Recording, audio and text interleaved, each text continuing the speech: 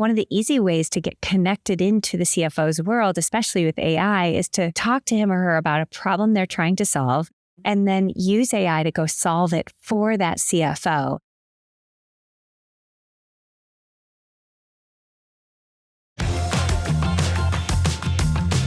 Hi, everyone. My name is Ivy Wright with Salesforce, and I am coming to you live from the Possible Conference in Miami, Florida, and I am joined by Lauri Palmieri. I am leading the architects and solutions teams in tech, media, and telco from Salesforce. Lauri, today you talked about CMOs being the architects for growth. Can you tell me a little bit more about what that means? Yeah. So what's interesting, we spend a lot of time talking to CMOs, and in so many cases, they're actually taking on new titles, chief growth officers. And the reason for that is they tend to work across the enterprise. They're working as much with their product teammates as with their sales teams or their service teams as they're putting potential leads back into the funnel. So more often than not, we're seeing that CMOs are actually driving growth within their companies. And is this something that's net new? What do you think is driving this change? I think the recognition by their executive teams that there's so many more potential targets for their product. There's different segments that can be reached. There's new innovations at all times if they try to go up the funnel a bit and try to find some of the innovation in the market and bring it back to the product team. So this recognition that a CMO can sit in the middle of all of that and help on the front end with leads, but also help convert customers and with the service equation that leads to the growth. We heard a lot today about speaking the language of the CFO or of these different groups within your company. How do you do that? So this is one of the biggest challenges that CMOs are talking about is this ability to kind of translate all the work they're doing and the importance of the variation on the job to the CFO. Part of that has to do with helping them understand, like, what are the key metrics? What's the return on some of the investment that you've already given to the organization? You know, how am I measuring growth and the ability of the CMO to drive growth for the company? And in fact, in the room today, we had one of our colleagues, Aaron from Salesforce, talk about this, that one of the easy ways to get connected into the CFO's world, especially with AI, is to talk to him or her about a problem they're trying to solve and then use AI to go solve it for that CFO. And immediately they can start to see the impact that it could make on their world. So it's a great way, creative way to use the new technology to build bridges. Oh, yeah. And I love that point from Erin because she followed it up with, and that's how you get the buy-in for your own project. That's right. That's right. It's very smart. So smart. Have you heard anything new about how CMOs are using AI and data? Any new use cases that are inspiring you? Yeah, I think the most interesting ways is when you think about Data Cloud as an abstraction layer that allows a CMO, a CIO, even a chief sales officer to work together so that data lives in a place that all those organizations can get access to. Then the moment you put agents on top of that collective data across the enterprise, it can start to take action on workflows that might touch multiple business units. So I think the CMO is playing really in a team sport using data and AI across their entire ELT is one of the new things I'm seeing. I'll also mention in the room today, we talked a little bit about mostly we know marketing for the creative work that they do. And one of the CMOs had said, we don't want to lose that creative soul. Like, that's the importance of the work that we do. But using data to help fuel new ideas or bring new creativity is really how we should be thinking about using the data and keeping our creative soul. Oh, totally. And that's the mix, right? The mix between the human and the AI. They meet together at that creative point. That's right. Lauri, I would love to hear about something that has just given you inspiration recently.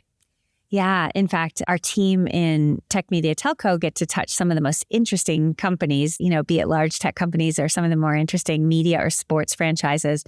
And to be honest, I think part of the sports organizations that are really pushing on fan experience differently, using data, not only when you're there at the event, but how they're targeting you, helping connect you to the players or, different folks in the sports world.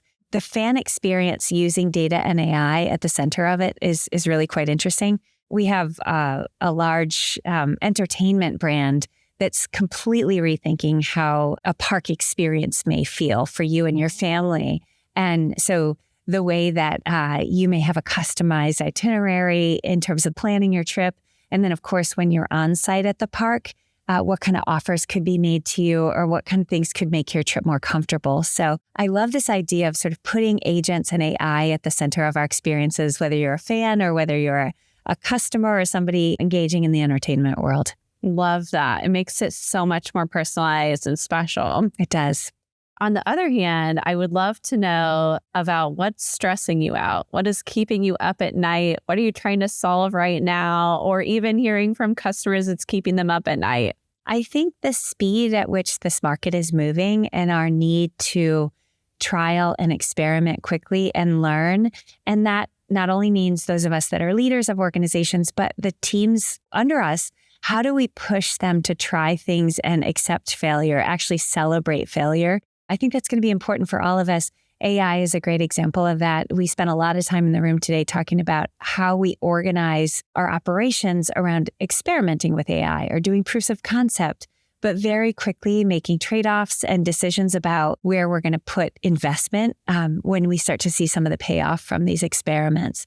So having an organization that's willing to lean into it and move quickly, try it out, run into walls, and then keep going, I think that's going to be the biggest change we're all going to have to drive. And it makes me a little nervous. It's so funny because I feel like one of the things that we heard today over and over again is this kind of like, this is a big time for experimentation. Everyone is testing things out. Are you finding that there's anything that is kind of helping you as you're going through these experiments? Is there a certain training or anything that you're doing for your staff to help them be better equipped to run all of these experiments? Yes. In fact, in Salesforce, we've run hands-on training for every member of our team. It doesn't matter if you're in the legal department or in marketing or in sales. We bring them into a room and we have them building agents. We have them actually in the technology trying to figure out how it could make either their job better or their work better. So that's the quickest way we've been able to get it into the bloodstream of Salesforce.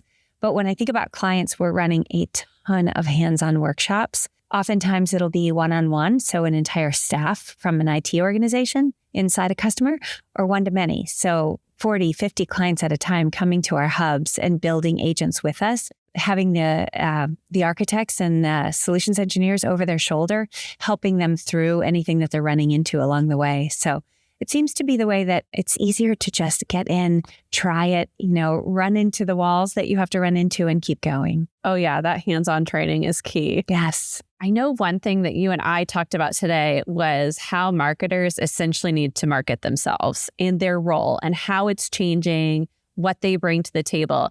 I would love for you to talk a little bit more about that, marketers marketing themselves, that kind of whole narrative. Yeah, in fact, and thankfully, Ariel is working with us as well as the team from the digital organization, helping us kind of reframe the role of the CMO.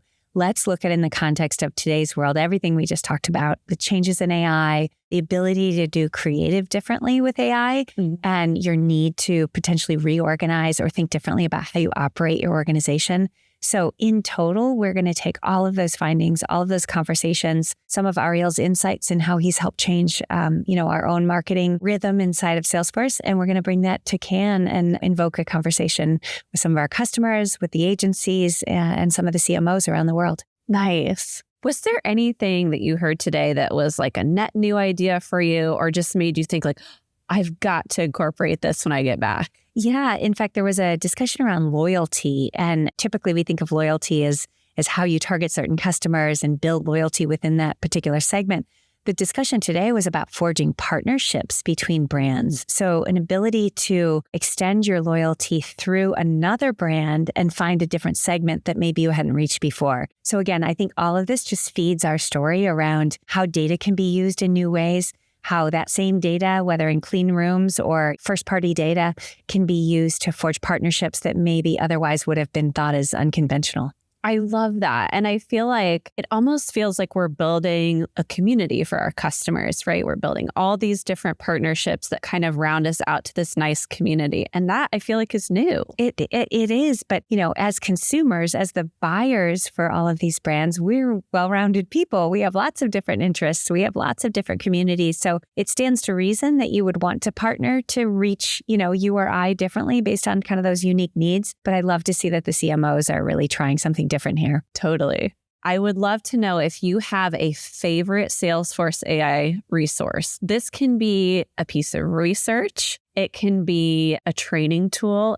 anything you want. But is there a favorite resource that you have for Salesforce AI? I feel like I'm going to give away my secrets here, but I'll do it anyway. Please do. We're taking them. So number one, there's a gentleman called Max Kirby. He's a technical architect in John Defoe's team through the new data cloud and AI teams. He is brilliant. Everything he says is brilliant. His thinking around not just singular agents that handle a use case, but autonomous agents and agents that start working interoperably with other agents, whether they're Salesforce agents or external. Max's work on that, I think, is really pushing the boundaries, and his ability to take a very complex narrative and turn it into something that we can share with customers and really provoke them, I think is fantastic. So watch this space. We're trying to capture a lot of Max's words, but if you get a chance to meet him, he's outstanding.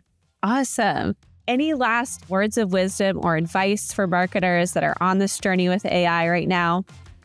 I would just say, get in there, experiment as much as you can, call your Salesforce team.